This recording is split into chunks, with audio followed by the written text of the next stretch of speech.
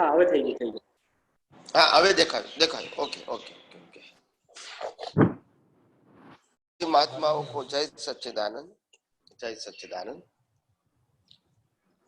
नमो वीतरागाय नमो वीतरागाय नमो अरिहंताणं नमो अरिहंताणं नमो सिद्धाणं नमो सिद्धाणं नमो आयरियाणं नमो आयरियाणं नमो वत्सायाणं नमो वज्जायाणं नमो लोए सब साहुणं नमो लोए सव साउणं ऐसो पंच नमुकारो ऐसो पंच नमुक्कारो सब पावपणासनो सव पावपणासनो मंगलानंच सव्वेसिन मंगलाणं च सव्वेसि परमं हवै मंगलम।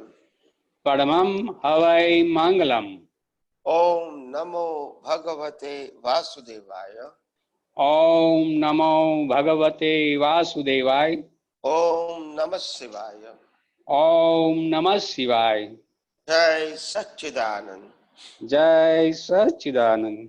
प्रत्यक्ष दादा भगवान की साक्षी में प्रत्यक्ष दादा भगवान की साक्षी में वर्तमाने महाविद्य क्षेत्र में विद्यमान वर्तमाने महाविद्य क्षेत्र में विद्यमान तीर्थंकर भगवान श्री सिमंदर स्वामी को तीर्थंकर भगवान श्री सिमंदर स्वामी को अत्यंत भक्ति पूर्वक नमस्कार करता हूँ। अत्यंत भक्ति पूर्वक नमस्कार करता हूँ। वात्सल्य मूर्ति श्री दादा भगवान को वात्सल्य मूर्ति श्री दादा भगवान को अत्यंत भक्ति पूर्वक नमस्कार करता हूँ। अत्यंत भक्ति पूर्वक नमस्कार करता हूँ। 33 कोटि देवी देवताओं को 33 कोटि देवी देवताओं को अत्यंत भक्ति पूर्वक नमस्कार करता हूँ। अत्यंत भक्ति पूर्वक नमस्कार करता हूँ। वितराग शासन देवी देवताओं को वितराग शासन देवी देवताओं को अत्यंत भक्ति पूर्वक नमस्कार करता हूँ। अत्यंत भक्ति पूर्वक नमस्कार करता हूँ। निष्पक्षपाती शासन देवी देवताओं को निष्पक्षपाती शासन देवी देवताओं को अत्यंत भक्ति पूर्वक नमस्कार करता हूँ। अत्यंत भक्ति पूर्वक नमस्कार करता हूँ। इस क्षेत्र के रक्षक देवी देवताओं को इस क्षेत्र के रक्षक देवी देवताओं को अत्यंत भक्ति पूर्वक नमस्कार करता हूँ। अत्यंत भक्ति पूर्वक नमस्कार करता हूँ। समस्त ब्रह्मांड के सभी जीवों के रियल स्वरूप को समस्त ब्रह्मांड के सभी जीवों के रियल स्वरूप को अत्यंत भक्ति पूर्वक नमस्कार करता हूँ। अत्यंत भक्ति पूर्वक नमस्कार करता हूँ।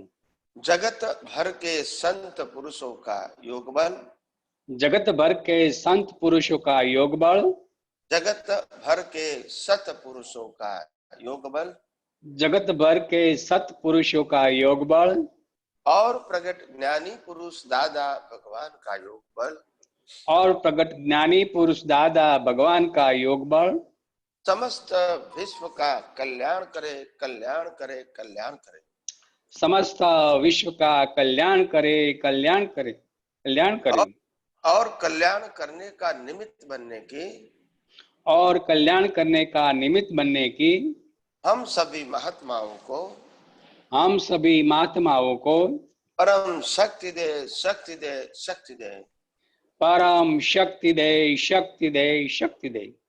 जगत के सभी जीव सुख और शांति प्राप्त करे जगत के सभी जीव सुख और शांति प्राप्त करे जगत के सभी जीव समाधान प्राप्त करे जगत के सभी जीव समाधान प्राप्त करे के सभी जीव मुक्ति प्राप्त करे जगत के सभी जीव मुक्ति प्राप्त करे।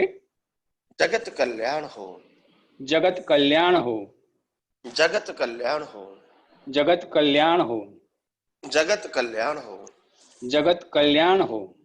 हे श्री पद्मावती माँ हे श्री पद्मावती माँ हे श्री चकेश्वरी माँ, हे श्री चकेश्वरी माँ, हम सब आपको अत्यंत भक्ति पूर्वक नमस्कार करके हम सब आपको अत्यंत भक्ति पूर्वक नमस्कार करके प्रार्थना करते हैं कि हम सभी महात्माओं को मोक्ष मार्ग के लिए लायक और सहायक संजोगों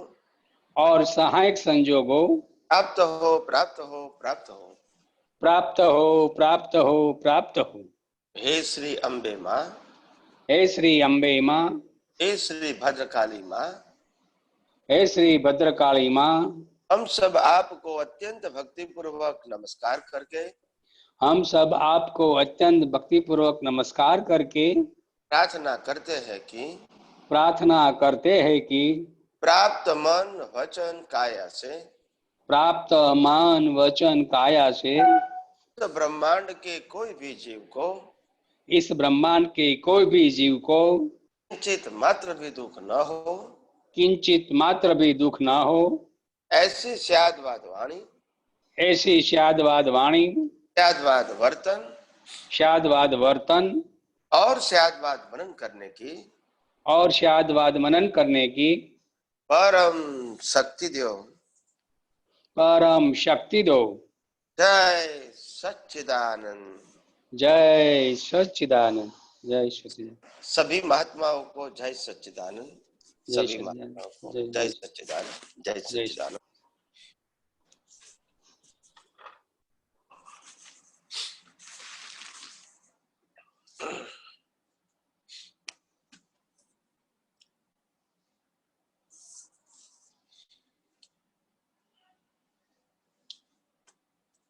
कहीं लोगों की प्रकृति ऐसी होती है जो उत्तम अवसरों को भी वो गवा देते हैं। कहीं लोग ऐसे होते हैं उत्तम समय का फायदा लेते हैं। कहीं लोग ऐसे हैं जो लोग मुश्किलों में डर जाते हैं, और कहीं लोग ऐसे भी हैं जो मुश्किलों में भी वो अवसर में बदल देते हैं। तो कहने का मतलब यह है, आज पूरे विश्व के अंदर जो भी लोग जो भी धर्मों का पालन कर रहे हैं, और जो भी भगवान कहो, गुरु कहो, या परंपराओं का जो पालन कर रहे हैं, सभी के लिए हमारा रिस्पेक्ट है, वंदन है।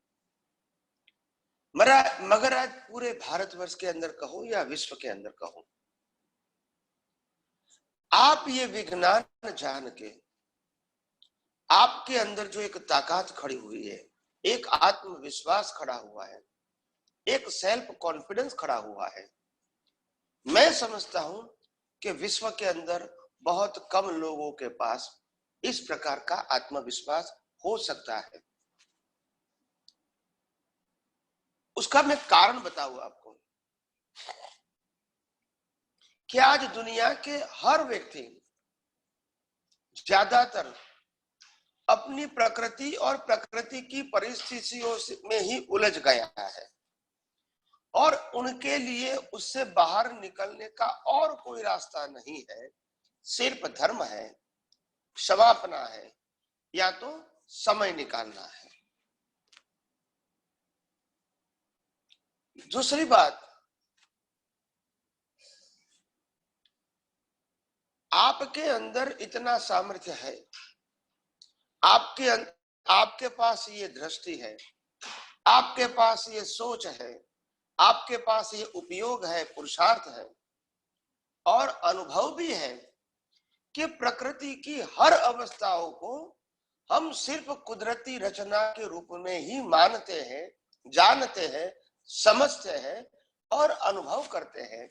तो हमारे लिए प्रकृति और प्रकृति की कोई भी अवस्था हमारे लिए पजल रूप नहीं हो सकती है। क्योंकि हमारे पास दृष्टि है, दुनिया के पास नहीं है। दूसरी बात, आपके पास ये दृष्टि तो है कि मन वचन काया की अवस्था मात्र कुदरती रचना है, वो तो दृष्टि है, और आप इसका उपयोग भी समय समय पे कर रहे हो। दूसरी बात, दुनिया के लोग जो भी धर्म के माध्यम को फॉलो कर रहा है, उनके लिए भगवान एक व्यक्ति के रूप में है, और वो भगवान आदर्श के रूप में हो चुके हैं, और अभी उनकी मूर्ति और फोटा ही विद्यमान है, और जिसको हम अभी भगवान मान के फॉलो कर रहे हैं। तो उनकी एक मर्यादा हो गई, उनकी मान्यता की एक मर्यादा हो गई, क्योंकि उन्होंने खुद ने तो भगवान को देखा नहीं है, न जाना है, और विश्वास के साथ जो भी धार्मिक विश्वास है उनके आधार से वो मानते हैं, मगर फिर भी जब कमजोरी आती है तो वो भगवान को भी भूल जाते हैं, क्योंकि उनको दिक्कत का सामना करना पड़ता है। और कभी बहुत सारे मौज शौक का प्रसंग आ गया, बहुत बड़े आनंद का प्रसंग आ गया, तो भी वो भगवान को भूल जाते हैं। हमारे पास तो मालूम है कि भगवान कौन है। भगवान खुद ही हमारा मूल स्वरूप है, जो चेतन है, अविनाशी है, और सभी प्रकार की अनंत शक्तियों वाला है। तो न हमको किसी को मानना है, न ही किसी का विरोध करना है। हम तो हमारे खुद के अंदर ही इतना अनंत शक्ति है, चेतन है, अविनाशी है, यानी शाश्वत है, तो वो तो हम हैं, और वो दृष्टि हमारे पास हर समय रहती है, और इसीलिए हमारे आत्मविश्वास में कभी कमी नहीं रहेगी। तो कोई भी परिस्थिति के अंदर आप खुद ही अपने खुद के आत्मविश्वास के साथ, खुद के बल के साथ, खुद की शक्ति के माध्यम से ही आप आगे बढ़ सकते हैं। और इसीलिए मैंने जो शुरू में कहा, दुनिया में बहुत कम लोग होंगे जिनको खुद के ऊपर विश्वास होगा, क्योंकि आमतौर लोग खुद को जानते नहीं है। भगवान को मूर्ति और आकार और रंग रूप के अंदर जानते हैं, मंदिरों में उसका स्थान होता है, ऐसे भगवान को जानते हैं। भगवान मेरा मूल स्वरूप है, मेरा शाश्वत स्वरूप है, मेरा चेतन और अविनाशी स्वरूप है, और मेरे अंदर ही अनंत प्रकार की शक्तियां हैं। उस प्रकार से वो भगवान को मानते नहीं है। तो आप समझ सकते हैं कि ये दुनिया में आप कितने भाग्यशाली, पुण्यशाली और समर्थ है, ताकि आपके पास जो दृष्टि है वो दृष्टि ही शाश्वत है, जिस दृष्टि का कभी अंत होने वाला नहीं है। और दूसरी दृष्टि, अगर आपने मन वचन काया और पूरे विश्व को अगर आपने कुदरती रचना माना है, जाना है, उपयोग अनुभव भी करते हैं, तो वो भी सनातन सत्य है, वो भी कभी बदलने वाला नहीं है। यानी रियल और रिलेटिव दोनों ही दृष्टि, ज्ञान और दर्शन दोनों ही दृष्टि आपके पास शाश्वत रूप से है, सनातन रूप से है। फिर इंसान को मन वचन काया की कोई भी परिस्थितियों में डरने की क्या जरूरत है। और अगर कोई कमी अगर प्रकृति में आ जाए, शारीरिक, मानसिक, आर्थिक और सामाजिक, तो भी समझ लेना कि भी मैं तो अनंत शक्ति वाला हूं, और शरीर जो इंस्ट्रूमेंट है वो तो कुदरत ने दिया है, और शरीर को कर्मों की भुगतान का संयोग भी कुदरत देते हैं, जो पिछले अवतार चार्ज हुआ है। तो इसीलिए हमको कोई गलत वहम में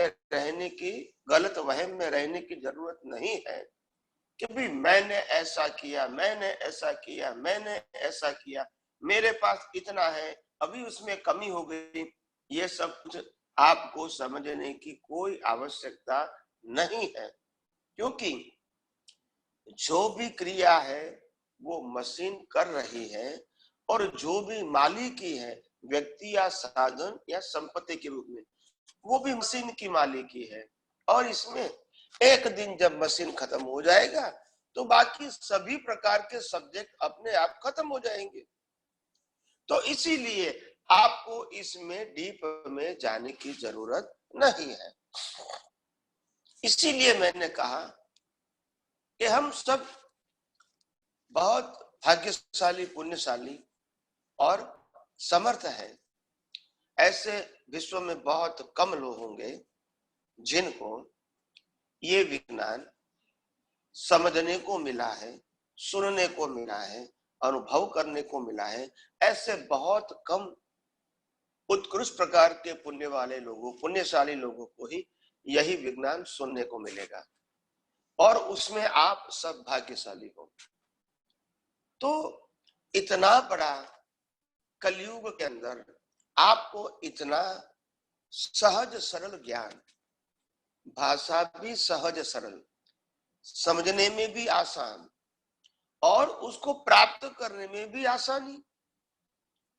घर बैठे आपको विज्ञान मिल रहा है, आपको कोई भी प्रकार का न परिश्रम करना है, और न ही कोई पैसे का खर्च करना है, और नहीं कभी आपको घर से बाहर निकलना है। घर बैठे बैठे मिल रहा है। आप समझिए, राम को भी जब ज्ञान लेना है तो आश्रम में जाना पड़ता था, कृष्ण को भी जाना पड़ता था, महावीर को भी जाना पड़ता था, और आपको तो घर बैठे मिलता है। तो क्या आप आपको भाग्यशाली मानते हैं कि नहीं मानते हैं? और ये भाग्य सबके पास हो सकता है? नहीं हो सकता है। तो हमको अपने आप के ऊपर गौरव करना है, अपने आप के ऊपर, कि हम कितने भाग्यशाली हैं, कितने पुण्यशाली हैं, ताकि हमको ये विज्ञान समझने मिला, और हम हमारी खुद की सामर्थ्यता जो है वो खुली करने का मौका मिला। यहाँ कोई लेने देने की बात नहीं है, हमारा खुद का ही सामर्थ्य है, इसको हमने खुला करने का मौका मिला, जो आज तक वो सामर्थ्य अज्ञानता की वजह से दब गया था। तो इसीलिए मैंने आप सबको ये बात कही है। तो आइए हम सब यही आध्यात्म विज्ञान को और गहराइयों से अपनों प्रश्नों के उत्तर के रूप में समझने की कोशिश करें, और अपनी दृष्टि को और विशाल बनाइए और साइंटिफिक बनाइए। यही मेरी सभी महात्माओं को शुभकामना है। जय सच्चिदानंद, जय सच्चिदानंद, जय सच्चिदानंद, जय सच्चिदानंद, जय सच्चिदानंद। सच्चिदानंद। कमलेश भाई, जय सच्चिदानंद। जय सच्चिदानंद। एक बात सभी महात्मा जो अभी सुन रहे हैं उसको बताना चाहते हैं कि जो भी आपका प्रश्न है वो एक कागज पे लिख के रखिए, और बता रहे हो कि आपके पास नॉलेज है या उसको आप अप्लाई करते हो, दोनों बातों में अंतर है। तो पर्टिकुलर मेरे साथ क्या होता है, जैसे किसी टीचर ने पूछा 1 1 2, बिना सोचे अपन बोल देते। अभी आपने सारा नॉलेज हमको दे दिया है, जहां जहां छोटी छोटी रिक्वायरमेंट थी वो भी हम लोगों ने काफी सुलझ ली, समझ ली। जो भी प्रसंग बनते हैं उसमें सिर्फ मेरे को कहीं नॉलेज है तो बट नेचुरल हो जाता है, उसके लिए पेन नहीं लेना पड़ता है। तो वो जो व्यवहार हमसे चला जाता है उसको हम नॉलेज से उड़ाया या ज्ञान से उड़ाया, उसमें किस तरह समझे। क्योंकि मेरे को जैसे कल मैंने आपको एक बताया कि प्रतिक्रमण और सामायिक बट नेचुरल हो जाती है, तो ये नॉलेज है तो बट नेचुरल डायरेक्ट समझ में आ ही जाता है कि ये इस तरह का हो गया। तो ये किस तरह से उड़ा, इतना मेरे को समझना है। तो हमारे लिए सबसे बड़ी बात यह है कि नॉलेज तो सबसे पहले हमको चाहिए, जिसको कहते हैं श्रुत ज्ञान। जी सर। वो श्रुत ज्ञान है, इसको अगर हम मति ज्ञान में ट्रांसफर करें तो मति ज्ञान, श्रुत ज्ञान को मति ज्ञान में ट्रांसफर करने के लिए आपको खुद को प्रोसेस करनी पड़ती है और अपने विजन में सेट करना पड़ता है। वो आपकी खुद की प्रोसेस है, इंडिविजुअल है। जैसे कोई ज्ञानी पुरुष हमको ज्ञान देता है तो ज्ञान तो सबको उन्होंने इक्वल दिया है, इक्वल लोगों ने सुना है जो भी कहा वो, मगर बाद में जो मनोमंथन है और उसमें से मनोमंथन करके अपने विजन में वो ज्ञान को सेट करना, ताकि मैं उसको संजोगों में उसका उपयोग कर सकूं और अनुभव कर सकूं। तो इसके लिए नॉलेज को मति ज्ञान के रूप में ट्रांसफर करना पड़ता है। और जितना आप बढ़िया तरीके से उसको प्रोसेस करके सार निकाल के उसमें सेट करोगे मति ज्ञान में, उसके बाद आपका एप्लीकेशन इजी हो जाएगा। क्योंकि जो प्रोसेस आपने सुनने के बाद किया था वो प्रोसेस तो आपकी खुद की है, तो फिर इसको अप्लाई करने में आपको दिक्कत नहीं आएगी। नहीं आती है। अगर किसी के पास से हमने पढ़ा या सुना है और अगर डायरेक्ट इसका उपयोग करेंगे तो कभी बुद्धि प्रश्न भी करती है कि भी ऐसा क्यों। हाँ। मगर जब आपने उसको प्रोसेस करके एक्सेप्ट किया है और विजन में सेट किया है तो उस समय आप जब अप्लाई करोगे तो आपकी बुद्धि को समाधान मिलना इजी हो जाएगा, क्योंकि वो दृष्टि आपने खुद ने प्रोसेस करके बनाई है जी। और इसीलिए आपकी जितनी दृष्टि परिपक्व हो जाएगी इतनी बुद्धि अपने आप इजीली शांत हो जाएगी। बुद्धि कहो, अहंकार कहो, मन कहो, जो डिस्चार्ज है वो भी शांत हो जाएगा। जी जी। और जो चार्ज है वो भी उनको स्वीकार करेगा, क्योंकि प्रोसेस तो हमने चार्ज में किया है। जी जी तो, जी। तो इसीलिए इम्पोर्टेंट बात ये है कि सुनने के बाद ज्यादातर लोग पूरे वर्ल्ड के अंदर सुनने के बाद ही आनंदित हो जाते हैं, मगर फिर इसको मति ज्ञान में ट्रांसफर करने की प्रोसेस नहीं करते हैं। और इसीलिए इसको लगा के सुनना तो बहुत अच्छा हो गया, आनंद भी आ गया उस समय, मगर जो प्रोसेस करके अपने विजन को सेट करना था वो नहीं किया। तो फिर क्या होगा, नॉलेज की कैपेसिटी बहुत कम होती है क्योंकि किसी ने दिया हुआ है। हाँ। तो उनकी कैपेसिटी बहुत कम होती है और जो आपने प्रोसेस करके आपने मति ज्ञान में ट्रांसफर किया है उनका पावर ज्यादा होगा, क्योंकि आपकी खुद की प्रोसेस है। जी सर।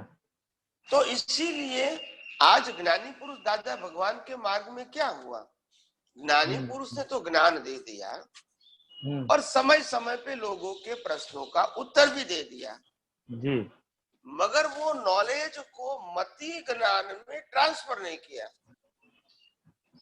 और मति ज्ञान में ट्रांसफर नहीं हुआ तो फिर क्या हुआ कि भाई हम क्या कहेंगे कि भी दादा भगवान ने कहा है कि हमको संभाव से निपटारा करना है, हमको निर्दोष देखना है, हमको किसी को अकर्ता देखना है, हम ये सब कुछ क्रिया करना है। तो हमने नॉलेज को मैकेनिकली फॉलो किया। वो तो क्या है स्वामी जी, वो सब अलग बात है किसी और की। नहीं, मैं आपको एग्जांपल देना चाहता हूँ। हाँ, वो मैं समझ गया था। तो यहाँ सुनने वाले सभी के लिए प्रैक्टिकल है। अगर मैं जैन धर्म की बात करूंगा, वैष्णव की बात करूंगा, स्वामीनारायण की बात करूंगा तो लोग कहते हैं हमको नहीं मालूम। नहीं मालूम, बराबर है। मगर ये तो सबको मालूम है। हाँ, तो इसीलिए वो एग्जांपल देता हूँ जो सबको मालूम है। हाँ हाँ हाँ जी सर।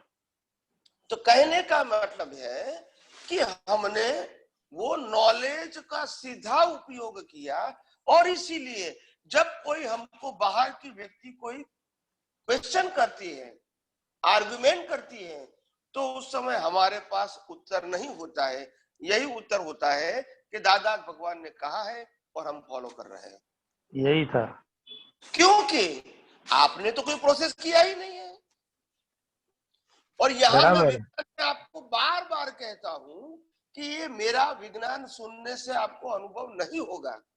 आपको खुद को अंदर अप्लाई आपके करना पड़े। ज्ञान को समझ में लाने के बाद मति ज्ञान में ट्रांसफर करने पड़ेगा, संजोगों में उसका उपयोग करना पड़ेगा और अनुभव करना पड़ेगा। मतलब सिर्फ सुनना इज इक्वल टू एक्सपीरियंस नहीं है। वो बात तो सही है। तो ये प्रोसेस जो बताया, that is a important thing. समझ गया मैं। ठीक है, मेरे को तो जो नॉलेज, जैसे पूरे दिन अपने हर काम करते हैं वैसे ये सब कुछ याद ही है, तो बट नेचुरल वो उसी खाते में चला जाता है। कोई कोई व्यवहार ऐसा आता है जो वो नहीं जाते है, तो अपना बॉडी इतना डेवलप नहीं है, ऐसा समझते हैं। और एक बात और समझा दूं, मैं बात करना चाहता हूँ दादा भगवान की, और उन्होंने उसके सामने इतना सॉलिड दाखला भी रखा कि उस टाइम पे वो बात एक्सेप्ट हो जाती थी। जैसे जिस तरह आज आपने हमको ये बारी बारी काफी बार समझाया कि प्रतिष्ठित आत्मा और जो अपना केवल ज्ञान, तो प्रतिष्ठित आत्मा है वो कर्टन में धीरे धीरे खुल के अपने को प्रोसेस समझ में आता है, क्योंकि और जो केवल ज्ञान है वो स्पॉट में होता है, वो आहिस्ता आहिस्ता नहीं होता है। जबकि हम लोग जब नए नए समझे, तो एक बार मैंने ही पूछा कि सिर्फ ये ज्ञान लेने से, साहब आप बोलते हो कि अभी कर्म नहीं रहेगा, सिर्फ एक अगले जन्म में आपका मोक्ष, ये बात कुछ समझ में नहीं आती है, क्योंकि हमारे से पहले काफी लोगों ने इतनी मेहनत की है और इतना इजी होता तो ये क्यों हो जाए। तो उन लोगों ने मेरे को दाखला मेरे हिसाब से बताया कि हम लोग ने जो आपको ज्ञान दिया है, एक एक मटका है ऐसा समझ लो, उसके अंदर हमने एक छिद्र कर दिया तो अब प्रकाश चालू हो गया, तो अब आपका धीरे धीरे ज्ञान खुला होगा। मतलब वो टाइम पे हम ये समझते थे कि वही केवल ज्ञान है, लेकिन आज ये समझते हैं कि वो प्रतिष्ठित आत्मा के बारे में बताया होगा कि वो बारी बारी कर्टन जाएगा। उसके सामने एक और भी बहुत मजबूत दाखला दिया था कि जैसा आपका अज्ञान काफी जन्मों से अंधेरा ही अंधेरा है एक रूम में, 5 साल से एक रूम बंद है जिसके अंदर लाइट हुई ही नहीं है, और आपने आके स्विच दबाई तो वो लाइट होने में कितनी सेकंड हुई। बस वही वही आपका, ये जो हमने कृपा करके जो ज्ञान दिया है, ये वही प्रोसेस है।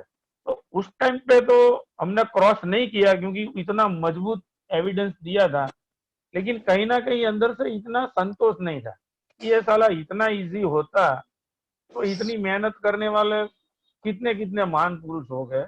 लेकिन ठीक है, वो अलग बात है, ये पुरानी, आज काफी समझ गए हैं। तो आपके जो आप समझाते हैं उसमें यही समझा ना कि केवल ज्ञान एकदम से खुला होता है जब पूरा विश्व एक साथ दिखाई देता है। मतलब वहां पे 3 काल भी नहीं है, आपको पूरा वर्तमान एट टू टाइम दिखा, वो एक प्रोसेस एकाएक ही होगी।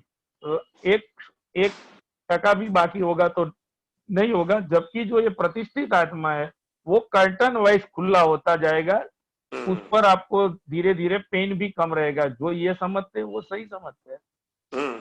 यानी केवल दर्शन ग्रेजुअली होता है और केवल ज्ञान ऑन द स्पॉट होता है, ये दो बातें ध्यान में रखने की।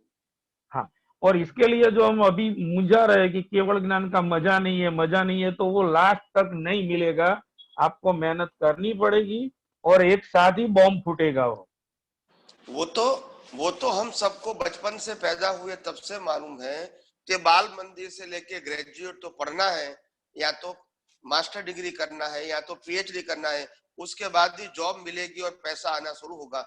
वहां तक तो आपको एक्सपेंस भी करना है, समय शक्ति सबका करना है, परिवार खाना भी खिलाएंगे, कपड़ा भी खिलाएंगे, कपड़ा भी आपको देंगे, आप समझे ना, पैसा भी देना है, क्या समय भी देना है, एग्जाम भी देना है, सब कुछ करना है। मगर 15-20 साल के बाद आपको इनकम शुरू होगा, वो हमको मालूम है। ठीक है, खत्म। जय सचिद। बहुत मजा।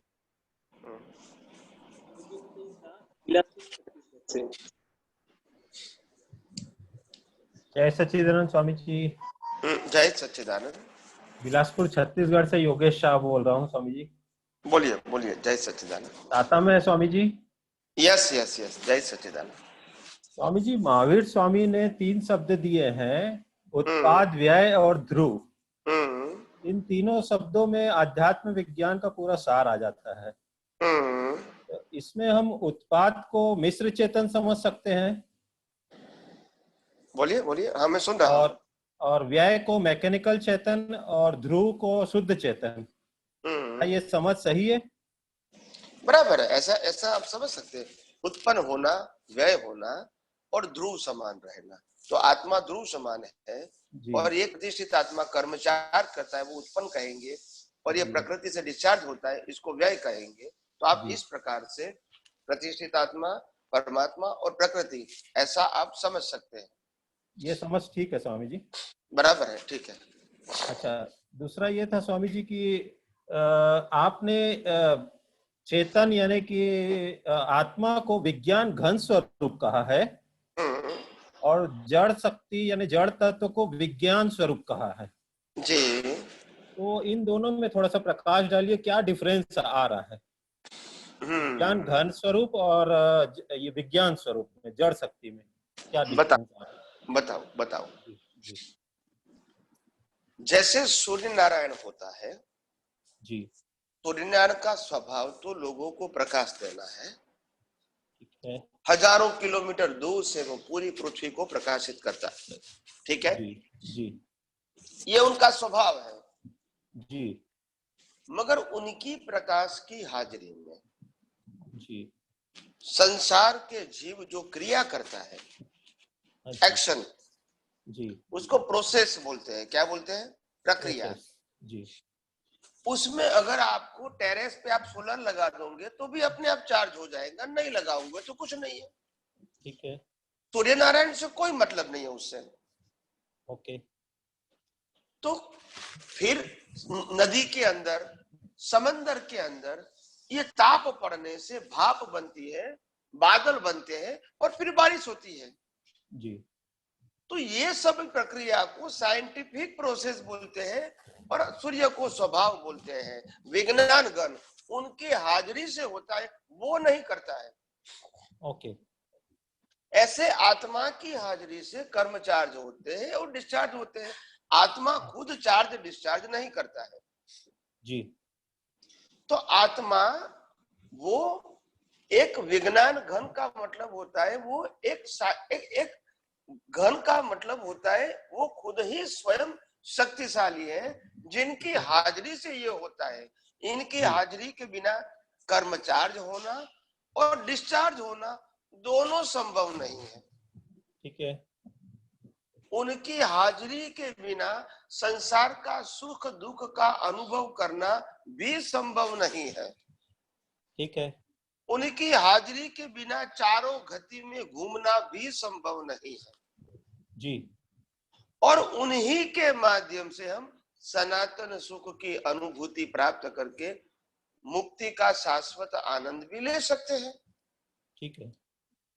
तो उनका जो अस्तित्व होना वो कोई प्रक्रिया नहीं है, वो उनका स्वभाव है। मगर उनकी हाजिरी से प्रक्रिया हो रही है, इसको साइंस बोलते हैं।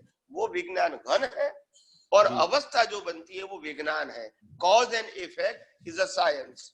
जी जी जी। चारों गति है वो साइंस है। कर्मों की भुगतान है वो भी साइंस है। जी। ये कुदरत जो काम करती है वो भी तो साइंस है। जी। मगर आत्मा को विज्ञान घन बोलते हैं क्योंकि आत्मा ही एक ऐसा तत्व है जो तत्व सर्जन और विसर्जन करने के लिए उनकी हाजिरी सक्षम होती है। जी। और आज इस पूरी विश्व को भुगतान करने वाला, एंजॉय करने वाला, अनुभव करने वाला अगर आत्मा नहीं होता है तो जड़ जड़ का तो अनुभव कर नहीं सकते हैं। ठीक है। कर सकते हैं? नहीं नहीं नहीं। समंदर पहाड़ का अनुभव कर सकते हैं? नहीं। पहाड़ समुद्र का अनुभव कर सकते हैं? जी नहीं। ये पेड़ पौधे जंगल का अनुभव कर सकते हैं? जी नहीं। नहीं कर सकते हैं। तो बिना आत्मा कोई भी प्रकार का अज्ञान, ज्ञान या विज्ञान का अनुभव होना संभव ही नहीं है। सही है। तो इसीलिए वो कैटालिस्ट है। कैटालिस्ट का मतलब होता है उनकी हाजिरी। जी। तो इसको विज्ञान घन बताया। उनकी हाजिरी से प्रोसेस होती है, वो खुद नहीं करता है जी। अगर वो खुद प्रोसेस करेगा तो सिद्ध क्षेत्र में भी करेगा, मोक्ष मिलने के बाद। ठीक बात है। अगर ऐसा नहीं है, नहीं होता। ठीक है, आपको दोनों समझ में आया ना, विज्ञान घन और विज्ञान। अच्छा स्वामी जी, पर जड़ तत्व के रूप में तो अविनाशी है और उसकी जो अवस्थाएं उत्पन्न होती है वो विनाशी होती है। वो विनाशी है, करेक्ट। तो तत्व अविनाशी रहता है, जैसे जड़ तत्व भी अविनाशी और चेतन तत्व भी अविनाशी है। पर जड़ कैटलिस्ट नहीं रह पाता है और चेतन कैटलिस्ट रहता है, ऐसा बोल रहे हैं आप? नहीं नहीं नहीं नहीं नहीं, सभी 6 के 6 तत्व कैटालिस्ट ही है। कैटालिस्ट का मतलब अब अपने स्वभाव को छोड़ना नहीं है।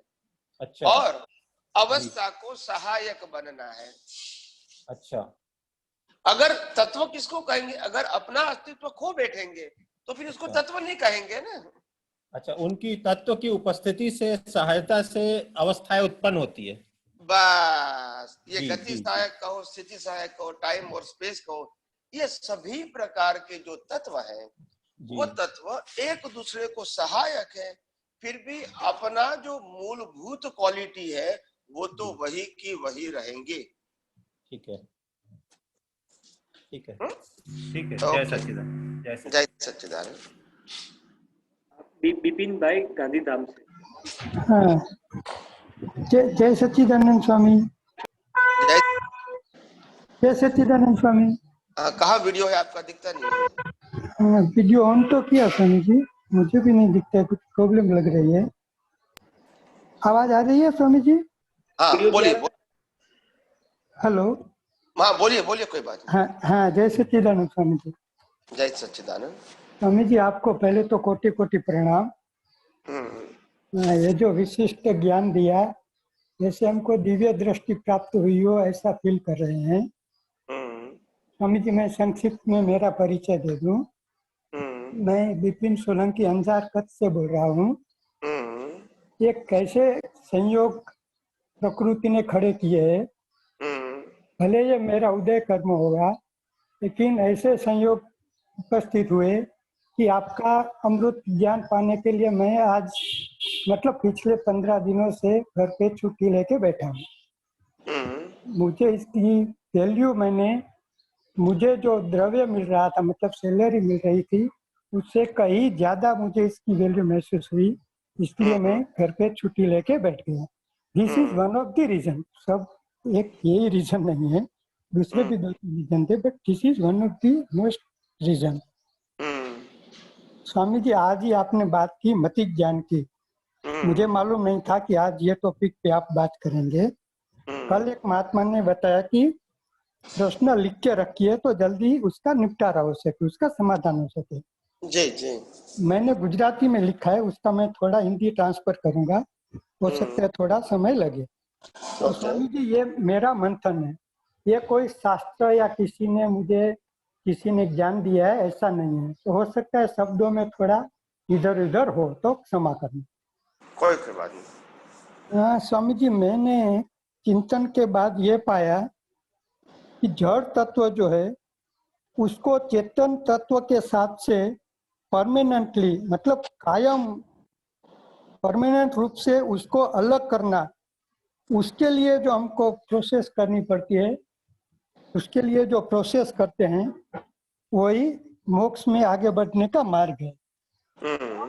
जड़ तत्व और चेतन तत्व का अलग हो जाना वही मोक्ष है। क्या ये मेरा चिंतन सही है स्वामी जी? हाँ, जड़ और चेतन तत्व तो वैसे सिद्धांत के रूप से ही अलग है, क्योंकि दोनों का मिलना, एक में होना संभव ही नहीं है। जड़ और चेतन को दोनों मिलना संभव नहीं है। मगर गलती कहाँ होती है? जो प्रतिष्ठित आत्मा, जो मिश्र चेतन वाला है, वो कभी या तो ज्ञान मिलने के बाद भी या तो जड़ के साथ जुड़ जाता है, यानी प्रकृति के साथ जुड़ता है, या कभी परमात्मा के साथ जुड़ता है। बस वो उसी को करेक्ट करना है। जी, मतलब प्रतिष्ठित आत्मा ये पुरुषार्थ करने का मीडिया है या तो माध्यम है। बस बराबर है। और पुरुषार्थ जो करना पड़ता है, प्रतिष्ठित आत्मा जो पुरुषार्थ करता है, वो अगर कुदरत के कानून के मुताबिक पुरुषार्थ करेगा तो हमको सक्सेस अवश्य मिलेगी। और बराबर है। जी स्वामी जी। और प्रकृति की अशुद्धता या तो अज्ञान, उसका ही दूसरा नाम है बंधन। प्रकृति की अशुद्धि वो इम्पोर्टेंट नहीं है, अज्ञान होना वो इम्पोर्टेंट है। उसी से ही ये जन्म मरण के चक्कर काटने पड़ते हैं। प्रकृति कभी अशुद्ध भी नहीं होती है, शुद्ध भी नहीं होती है। प्रकृति तो विनाशी ही होती है और उसका संचालन कुदरत करते हैं। और प्रकृति का दूसरा नाम है नेचर मेड मशीन। और वो मशीन का संचालक कुदरत है। इसीलिए मशीन में मिस्टेक होना अथवा मशीन में मिस्टेक लगना ये जरूरी, ये अज्ञानता है। हमारी दृष्टि में अज्ञान नहीं होना चाहिए कि मैं मशीन हूँ, मशीन को चलाने वाला हूँ, मशीन जो प्राप्त करता है उसका मैं मालिक हूँ। ऐसी अज्ञानता प्रतिष्ठित आत्मा में होनी नहीं चाहिए। जी जी जी। और ये मुझे एक आश्चर्य की बात लग रही है स्वामी जी, कि जो प्रतिष्ठित आत्मा है जिसके माध्यम से हम मोक्ष प्राप्ति की ओर आगे बढ़ रहे हैं, उसी का लय हो जाना, मतलब कि प्रतिष्ठित आत्मा का निकल जाना वही मोक्ष है। मोक्ष पाने के लिए हम जिसकी मदद लेते हैं, जिसको माध्यम बनाते हैं, उसी का निकल जाना मोक्ष है। सही बात है स्वामी जी? हाँ, जैसे हमको यहाँ से अहमदाबाद से या बंबई से अमेरिका जाना है तो एरोप्लेन हमको बंबई से अमेरिका ले जाएगा। फिर हमको एरोप्लेन से कोई मतलब नहीं है, अमेरिका से मतलब है। मगर माध्यम तो बनाने। जी जी जी। आप कहेंगे मैं बिना माध्यम में जा सकता हूँ तो फिर जाओ, कोई तकलीफ नहीं है। तो माध्यम की अपनी वैल्यू होती है। वैल्यू समझते हैं ना? जी जी जी है। तो माध्यम की वैल्यू कहाँ तक होती है? हमारे डेस्टिनेशन तक। अगर हम कहेंगे हमको 5वें मंजिले पर फ्लोर पे जाना है और लिफ्ट है नहीं और सीढ़ियां है, तो फिर हम सीढ़ी पे चढ़ते हैं। फिर ऊपर चढ़ने के बाद 5वें मंजिले पर पहुंचने के बाद हम सोचते हैं भाई सीढ़ी की क्या जरूरत है, हमको तो फ्लोर पे आना था। मगर बिना सीढ़ी आ सकते हैं? जी नहीं। तो सीढ़ी की भी वैल्यू है कि नहीं फ्लोर तक, आपके फ्लोर तक पहुंचाने के लिए? जी जी जी है ना। फिर बाद में आप फ्लोर पे पहुंच गए, बाद में अगर सीढ़ी नहीं होगी तो आपको चलेगा?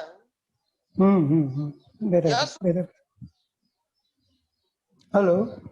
हाँ, अगर आप बंबई से अमेरिका न्यूयॉर्क में आपको उतार दिया, फिर प्लेन है नहीं वो आपका सब्जेक्ट नहीं। जी सही बात, क्योंकि आपका डेस्टिनेशन आ गया। ऐसे अज्ञान निकालने के लिए ही प्रतिष्ठित आत्मा की जरूरत है, क्योंकि अज्ञान का बढ़ावा भी उन्होंने ही दिया था।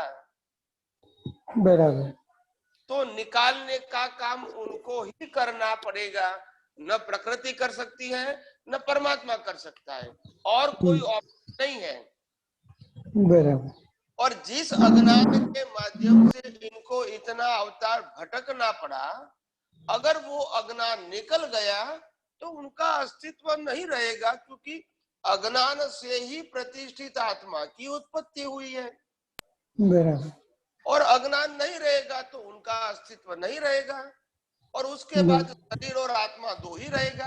जब शरीर का अंत हो जाएगा तो आत्मा मोक्ष में जाएंगी।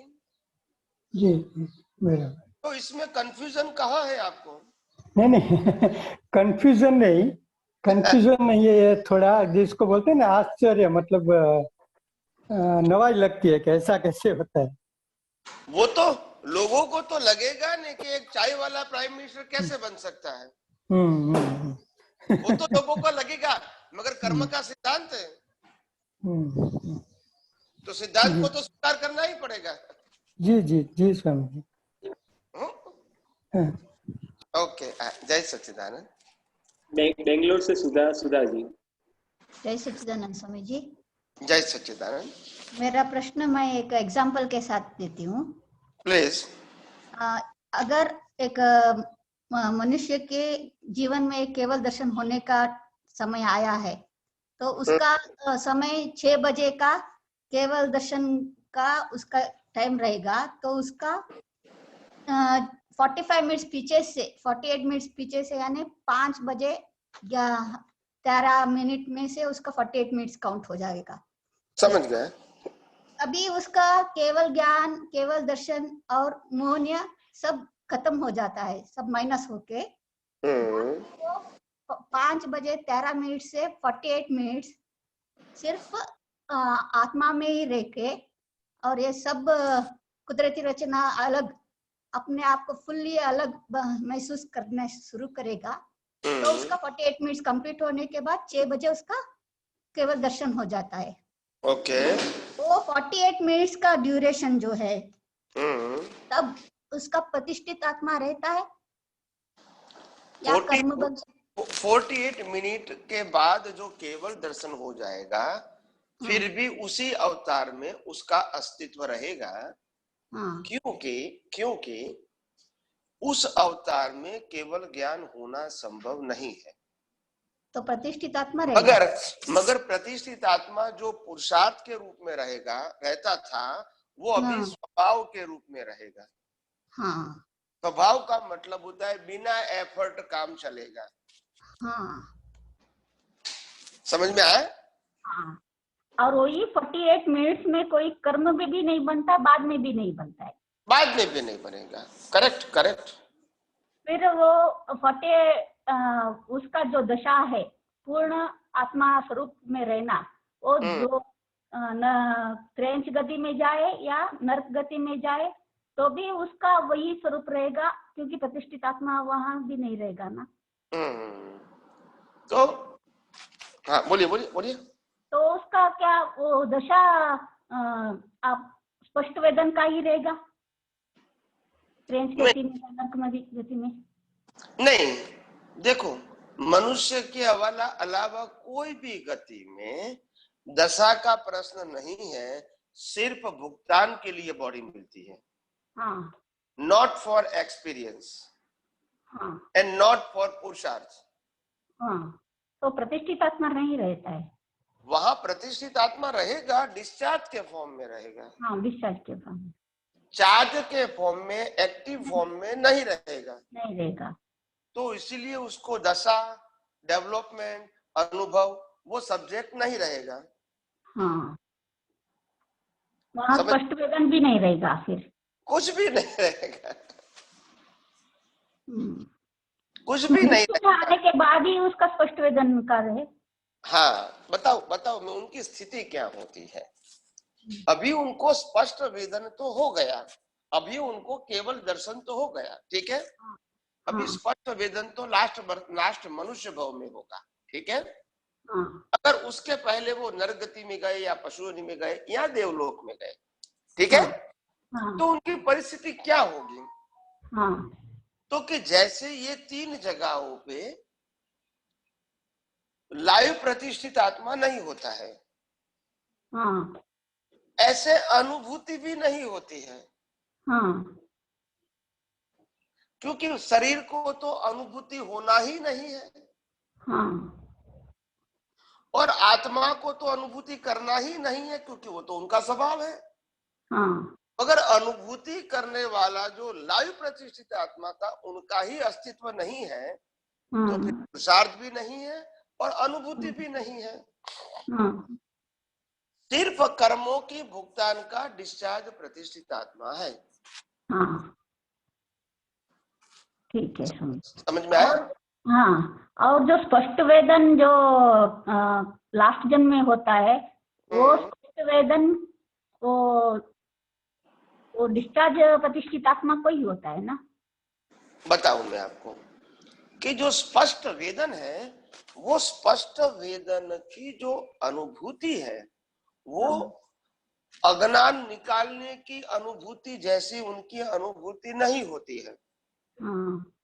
स्पष्ट वेदन का मतलब होता है आत्मा का ही प्रकाश खुला हो गया है और उस प्रकाश में डिस्चार्ज प्रतिष्ठित आत्मा देख सकता है।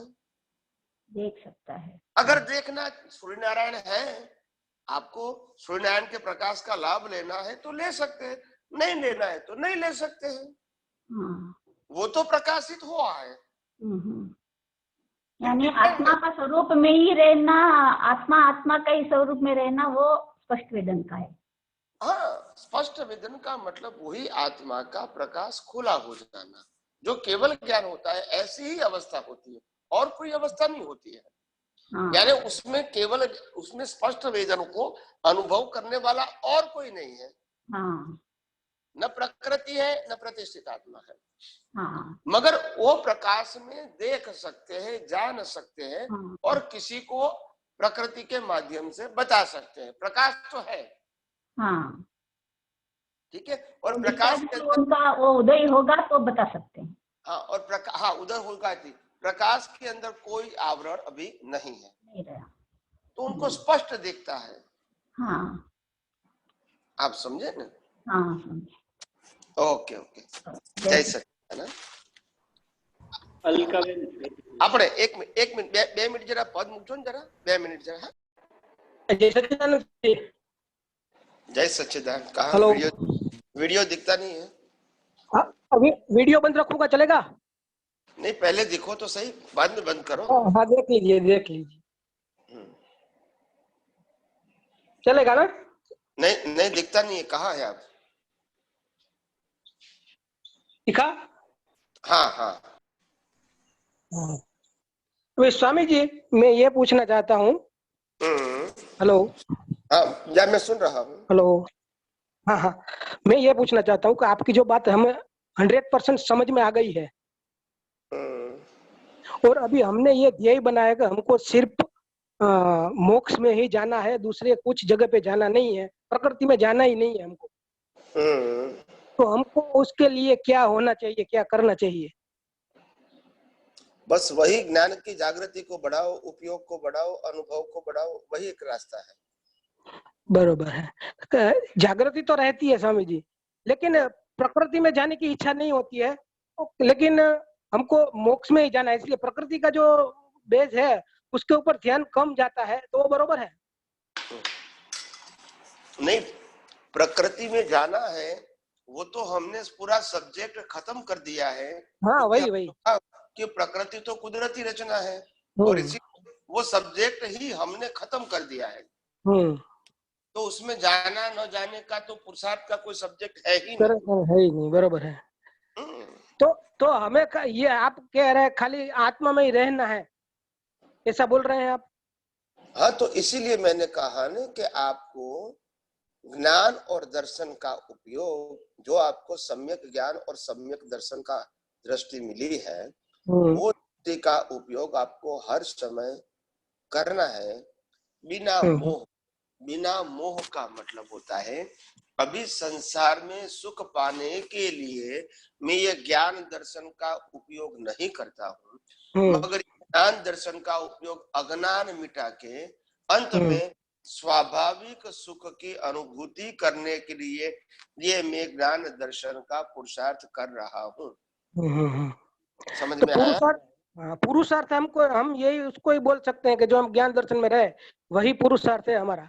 हाँ, हर अवस्था में, मन वचन काया की हर अवस्था में वो ही ज्ञान रहे कि मैं शुद्धात्मा हूँ, और दर्शन क्या रहे, मन वचन काया की अवस्था मात्र कुदरती रचना है, फिर किसी का भी मन वचन काया क्यों न हो। समझ में आया? तो हाँ, दो जिसको दिव्य चक्षु बोलते हैं। तो स्वामी जी मुझे जो क्या ये मन वचन काया है उसमें से कोई प्रश्न उठता ही नहीं है, तो क्या उसका क्या होगा? कोई बात नहीं, नहीं उठता है तो क्या है, कोई हाँ, तकलीफ। हाँ, ये उठना चाहिए कि नहीं उठना चाहिए? वो तो प्रकृति का प्रश्न हमारे सिर पे क्यों लेते हैं? उनको तो बूम लगाएगा वो, नहीं तो लगाता है तो कोई बात नहीं, अपने को कहाँ डीप में जाना है। हाँ, वही वही बोल रहा हूँ, मुझे हमको तो उसमें जाना ही नहीं वो बाजू। जब जब राम की सीता ले गए थे तो राम को प्रश्न उठा था कि सीता को कैसे वापस लाऊं, मगर वो राम का प्रश्न था, शुद्धात्मा का नहीं था। बराबर है। हमको तो राम वाली प्रकृति को कुदरती रचना के ऊपर छोड़ दिया है, तो हमको क्या करना क्या नहीं करना वो हमारा सब्जेक्ट नहीं है। तो अभी प्रकृति में जो कुछ हो रहा है उससे हमें कुछ लेना देना है ही नहीं। जो सुपरवाइजर होता है कि जिसको बोला जाता है भाई आप सुपरवाइजिंग करो, जो हो रहा है वो देखो, मत खाली देखते रहो क्या हो रहा है। हाँ बरोबर है वही, बस वही। जो कोई भी कुछ कर रहा है उसको कुछ कहना भी नहीं है, क्या कर रहा है उसको कुछ बताना भी नहीं है, हमको खाली देखना ही है क्या हो रहा है। बताने का काम प्रकृति का है या तुम्हारा है? कौन सा? किसी को बताने का काम प्रकृति का नहीं है नहीं, या तुम्हारा है? मैं दृष्टांत दे रहा हूँ कि हमको किसी ने बताया कि भाई आपको ये ऐसा हो रहा है, तो आपको खाली देखना ही है, कुछ उसमें कुछ भी नहीं करना है, कुछ भी अंदर अपना उधर कुछ करना नहीं है, कुछ भी बोलना भी नहीं है, कुछ सलाह भी नहीं देना है। नहीं मगर बोलना नहीं क्यों बोला? बोलने की स्वतंत्र शक्ति आपके पास है। नहीं वो तो समझ रहा हूँ मैं, वो नहीं, हमारे पास तो कुछ भी नहीं है। तो फिर वो सब्जेक्ट क्यों बार बार बीच में लाते हो? हाँ, तो मेरे कहने का मतलब ये है, तो प्रश्न उठने का कारण क्या है? मैंने कहा कि मन वचन काया तीनों ही कुदरत के रूप में डाल दिया है, फिर बोलना क्रिया करना वो हमारा सब्जेक्ट है या प्रकृति का सब्जेक्ट है? क्रिया को तो मानता ही नहीं हूँ मैं, ये समझना चाहता हूँ कि प्रकृति में जो भी कुछ होता है हमको उससे कुछ लेना देना ही नहीं है ना। लेना देना नहीं है, मगर आप फिर बोलना कहोगे तो बोलने का स्वभाव तो प्रकृति का है। नहीं मैं बोलने के हिसाब, मैं खाली दृष्टांत के हिसाब मेरे समझना यही चाहता हूँ मैं। तो प्रकृति में समझो कुछ भी हो रहा है तो हम तुरंत उधर चले जाते हैं। हाँ तो होता है उधर चले जाते हैं। प्रकृति को जो करना है वो करो। हाँ। प्रतिष्ठित आत्मा का स्वभाव तो बोलना है ही नहीं। हाँ वो तो समझ गया है स्वामी जी में। तो मेरा प्रश्न यही है, तो हमको आत्मा की तरफ जाना है तो प्रकृति के साथ कुछ लेना देना ही नहीं है, ऐसा हो गया। तो मैं यही समझना चाहता हूँ। तो ये जो प्रश्न उठते हैं वो तो पता नहीं चलता किस हिसाब से उठते हैं, सब अलग अलग। हमारा जो ध्येय है वो फिक्स हो गया है अभी। तो हमको सिर्फ आत्मा इसमें ही जाना है, मोक्ष मार्ग में ही जाना है। तो प्रकृति के बारे में प्रश्न उठते हैं तो उसका कारण क्या है? उसका कारण ये है कि देखो दो प्रकार की बातें होती है। कहीं लोग अपने आप को विज्ञान समझने के लिए इस प्रकार के प्रश्न कर रहे हैं जो अभी उसको विज्ञान पूरा समझ में नहीं आया है। दूसरी बात, कभी किसी को लगता है कि शायद मैंने समझा है वो बराबर है कि नहीं, इसको करेक्शन करने के लिए भी पूछते हैं। और तीसरा, अगर नए व्यक्ति है तो वो जानने के लिए भी पूछते हैं कि मैं शायद इसमें बहुत ज्यादा नहीं जानता हूं। तो इसीलिए तीन प्रकार की व्यक्तियां होती हैं जो प्रश्न करती है। और दूसरी बात यह है कि ये प्रश्न करने वाले और यहाँ जो उत्तर निकलते हैं वो इतना मत समझो कि ये सिर्फ प्रश्न और उत्तर करने वालों के लिए ही है। ये तो विश्व के हजारों लाखों के लिए ये सत्संग है, जो बाद में भी सुन सकेंगे टीवी के माध्यम से, यूट्यूब के माध्यम से, ऑडियो वीडियो के माध्यम से वो सुन सकेंगे तो उनको भी समाधान मिलेगा। तो कहने का मतलब ये म्यूचुअल प्रयास है, यहाँ कोई व्यक्तिगत बात नहीं है। तो सभी लोगों का प्रत्यक्ष रूप से मिलना, प्रश्न करना वो संभव नहीं होता है। तो ऐसे परोक्ष रूप से भी यही सत्संग वो सुन सकते हैं, तो वो भी उसके लिए प्रश्न करने वाले उनमें वो निमित्त बने ताकि फिर बाद में उत्तर निकला। तो हर निमित्तों को निमित्त के रूप में ही देखना चाहिए, कर्ता के रूप में नहीं देखना चाहिए कि प्रश्न करने वाला प्रश्न करता है तो वो करता है, जवाब देने वाला जवाब देता है तो करता है। ये दोनों की दृष्टि हमको नहीं रहनी चाहिए। ये दोनों के लिए एक ही विजन होना चाहिए, कुदरती रचना। पक्का पक्का स्वामी, समझ गया। और स्वामी जी, हमें जब मोक्ष मार्ग में जाना है तो उसके लिए हमें पुण्य का कर्म कैसे बनाना पड़ेगा, उसका बनेगा कैसे? जब आप किसी को निर्दोष देखते हैं, हाँ। जब आप किसी की कोई भी चीज या व्यक्ति के लिए मालिक की भाव दृष्टि में से खत्म कर देते हैं, हाँ, हाँ। और जो भी व्यक्ति आपको उदय कर्म के अधीन मिलती है उनके कल्याण की ही भावना करते हैं, उनके साथ संभाव रखना ही भावना करते हैं, तो फिर इसी से ही तो पुण्य बनेगा। क्योंकि और कोई आपको पाप पुण्य का या तो राग द्वेषमा कर्म नहीं बनेगा। मगर ये पुरुषार्थ किया तो पुरुषार्थ का तो फल तो मिलना चाहिए। या तो अज्ञान होता है तो राग द्वेष बनेंगे, अगर विज्ञान है तो फिर पुण्य बनेगा, जिसका फल मोक्ष मार्ग के लिए लायक और सहायक मिलेगा। समझ में आया कि नहीं आया? हेलो, समझ में आया कि नहीं आया? आया आया स्वामी जी, पूरा समझ में आ गया है, बहुत समझ से आ गया है, लेकिन अभी क्या है, थोड़ा पूछने का ऐसा हिम्मत हुआ है, तो अभी समझ स्वामी जी। कोई बात नहीं, और लोगों को पूछने दे, अभी और लोगों को। हाँ, अलकाबेन मेहता हैदराबाद से। जय सच्चिदानंद। हाँ, एक मिनट। हाँ, अलकाबेन। जय सच्चिदानंद स्वामी जी। जय सच्चिदानंद स्वामी जी, शब्द जो डिस्चार्ज स्वरूप से निकलते हैं वाणी के माध्यम से, वह किस तरह के बंधारण का नतीजा है स्वामी जी? वो वाणी का कोडवर्ड होता है जी। तो कोडवर्ड के आधार से भाषा व्यक्त होती है। वो लैंग्वेज के आधार से चार्ज नहीं होता है, कोडवर्ड के आधार से होता है। फिर बाद में लैंग्वेज के मुताबिक और संजोग के मुताबिक उसका डिस्क्रिप्शन बाहर निकलता है। जी। मगर होता है कोडवर्ड के अंदर, और वो कोडवर्ड के अंदर मेन थिंग्स है इंटेंशन। अच्छा, इंटेंशन के द्वारा कोडिंग होता है। जी। तो स्वामी हमको एक एग्जांपल दीजिए ना, जिस तरह से ये बंधारण होता है। जैसे हमारी सोच में है कि बिना डांटे कोई काम ही नहीं होता है। जी। ऐसा हमने कोड वर्ड डाल दिया। जी। तो अभी आपकी भाषा में चाहे भाई बहन है, चाहे माता पिता है, चाहे पति पत्नी है, चाहे बच्चा है, सब में ये कोड वर्ड काम करेगा। ओके। फिर आपकी भाषा में वही रहेगा, मैं कहूंगा तभी आप समझोगे, मैं कहूंगा तभी आप समझोगे, क्योंकि आपने कोड वर्ड डाला है, तो भाषा उसी प्रकार की निकलेगी। ओके स्वामी जी, बराबर है। ओके। तो अभी अपन को अगर डिस्चार्ज में अच्छी वाणी चाहिए तो कोडिंग चार्ज करते समय अपना स्वामी जी फिर वह प्रकृति में नहीं आ जाएगा? नहीं, हमको तो मोक्ष मार्ग के लिए लायक और सहायक संजोग को मांगे है, उसमें मन वचन काया की क्वालिटी सब आ गई। ओके। तो और कुछ पर्टिकुलर मांगने की जरूरत नहीं है, समझने की जरूरत है कि हमारा मन वचन काया किसी के लिए भी दुख रूप नहीं होना चाहिए, बस। ओके, ये पूरा संपूर्ण आ गया कोडिंग, एक नया कोडिंग।